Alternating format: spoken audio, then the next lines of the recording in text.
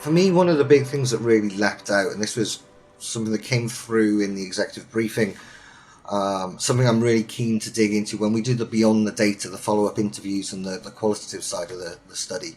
Really keen to start digging into this, but let's get your insights on this, guys.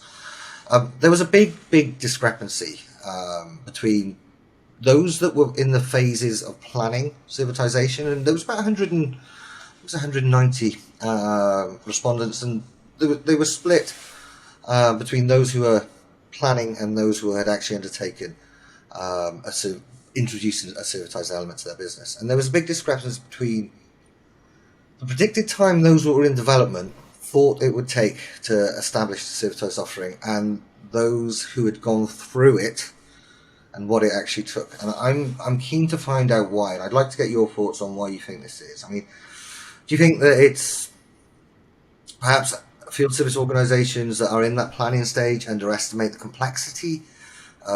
Perhaps the flip side of it is it that now that the model's got become increasingly mature, there's more information. You know, there's something like 30 odd resources on field service news alone that give people really easy steps of understanding the complexity. Perhaps we understand it better. Maybe a balance between the two. Perhaps it's the technology, and it's a part of the conversation that I think you guys can certainly weigh in as well. Maybe the technology is improved that underpins servitization. That's the first area I'd like to dig into. Dan, let's start with yourself, because you've referenced having multiple different hats, and there's a few parts of this conversation. What's your thoughts on why that discrepancy is there? I think it's kind of the double-edged sword that you get with the way in which software and technology companies have evolved over the last decade or so. It's more about having a framework solution to work with now, rather than an off-the-shelf, pre-boxed, everyone uses it in the same way and the same methods. So now you've got all of this ability to tailor processes more extensively to the way in which you want to operate. And that naturally leads to a discrepancy between how much the client thinks it's going to take to achieve that process-driven mapping and how much the partner, like ourselves, know it will take, or, you know, and that discrepancy, you know, it's hard to get it across to clients sometimes that there's no silver bullet solution here that will put it in at the click of a button. You know, it's about listening to them and finding the right balance between what they need, what they want, and what we can achieve within everyone's constraints and parameters. Yeah, it's interesting because, of course, a big part of this now, especially with servitization, is it's so reliant on technology. Modern servitization, it hasn't always, because it dates back nearly 30 years, longer.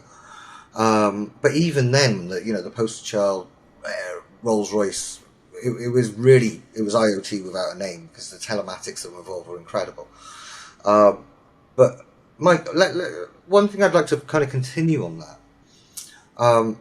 How big should the role be that a solution provider like HSO, for example, should play in perhaps managing the expectations or giving that guidance of saying, right, well, these are the steps that we need to take. This is how long it's going to take.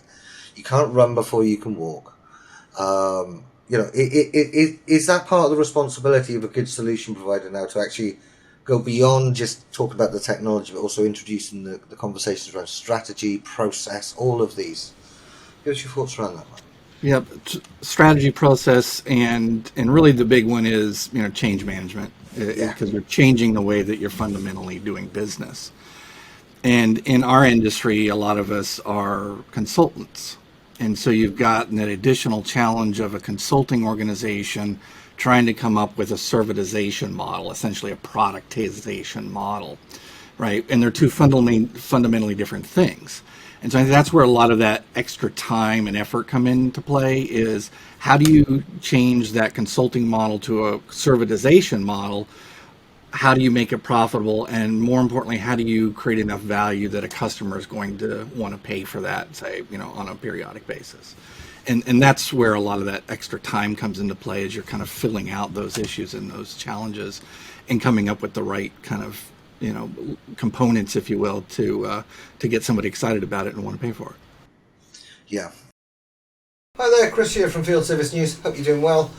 Just a quick reminder that if you've caught your timing right on this and you're watching it as it's current, so July 2023, then you will be able to access the full-length version of this discussion.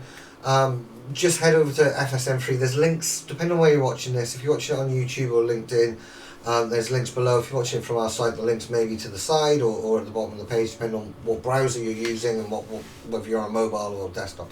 But there will be a link below that will allow you to access the full content, taking about less than 30 seconds. You can sign in with LinkedIn now as well, and it's forever free, and you'll get a selection of monthly resources. And this month, this is one of the great resources that's there. Always the resources are premium quality content, so it's worth signing up 30 seconds at a time. Go and check that out. Enjoy the rest of the video. Thanks for your time. Take care. Bye bye.